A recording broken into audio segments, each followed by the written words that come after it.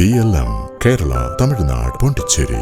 സ്ത്രീകളുടെ സുരക്ഷിതവും സൗകര്യപ്രദവുമായ യാത്ര ലക്ഷ്യമിട്ട് വലിയ പ്രതീക്ഷയോടെ ആരംഭിച്ച KSRTCയുടെ പ്രിയദർശിനി സർവീസുകൾ ഇപ്പോൾ സംസ്ഥാന സർക്കാരിന് തലവേദനയായി മാറിയിരിക്കുകയാണ്.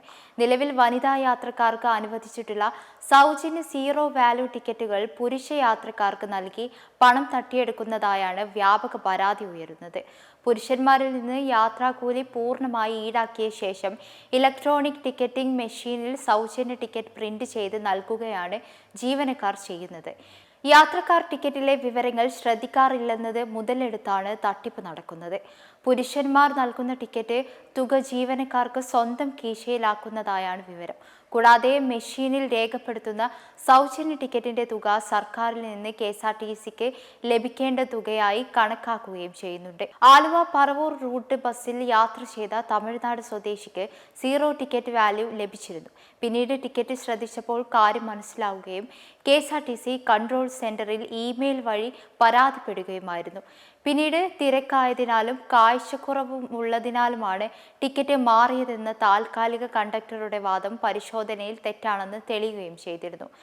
സംഭവം നടക്കുമ്പോൾ 34 യാത്രക്കാർ മാത്രമാണ് ബസ്സിലുണ്ടായിരുന്നത്. ഇതുപോലെ തന്നെ പൊന്നാനി പാലക്കാട് റൂട്ടിൽ ഇതര സംസ്ഥാനക്കാരായ 8 പുരുഷ വിനോദസഞ്ചാരികൾക്ക് വനിതകൾക്കുള്ള സൗജന്യ ടിക്കറ്റ് നൽകിയ സംഭവത്തിൽ വിജിലൻസ് പരിശോധന നടത്തുകയും കുറ്റക്കാരനായ കണ്ടക്ടറെ സസ്പെൻഡ് ചെയ്യുകയും ചെയ്തിരുന്നു.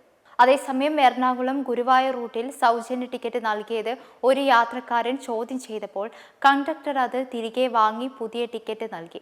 എന്നാൽ സംശയം തോന്നിയ യാത്രക്കാരൻ നൽകിയ പരാതിയിൽ ബാഗ് പരിശോധിച്ചപ്പോൾ കണ്ടക്ടറുടെ പക്കൽ നിന്ന് 135 രൂപ അധികമായി കണ്ടെത്തി.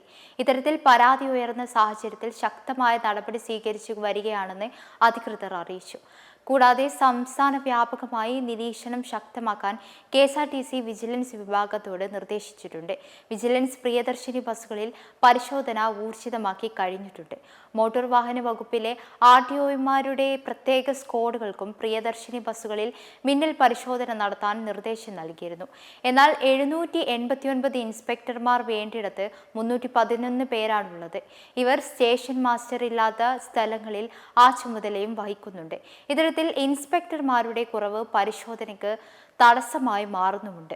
പ്രിയദർശിനി പദ്ധതിയിൽ സർക്കാർ കോടികളുടെ നഷ്ടക്കണക്കുകൾ നിരത്തുന്ന സാഹചര്യത്തിലാണ് ഇതുപോലുള്ള പ്രതിസന്ധികൾ കടന്നു വന്നുകൊണ്ടിരിക്കുന്നത്. മെമ്പർമാരുടെ നിക്ഷേപങ്ങൾക്ക് ഉയർന്ന ലാഭവിഹിതം നൽകുന്ന കേന്ദ്ര സർക്കാർ സഹകരണ registered society Bharat Lajna multi state housing cooperative society limited.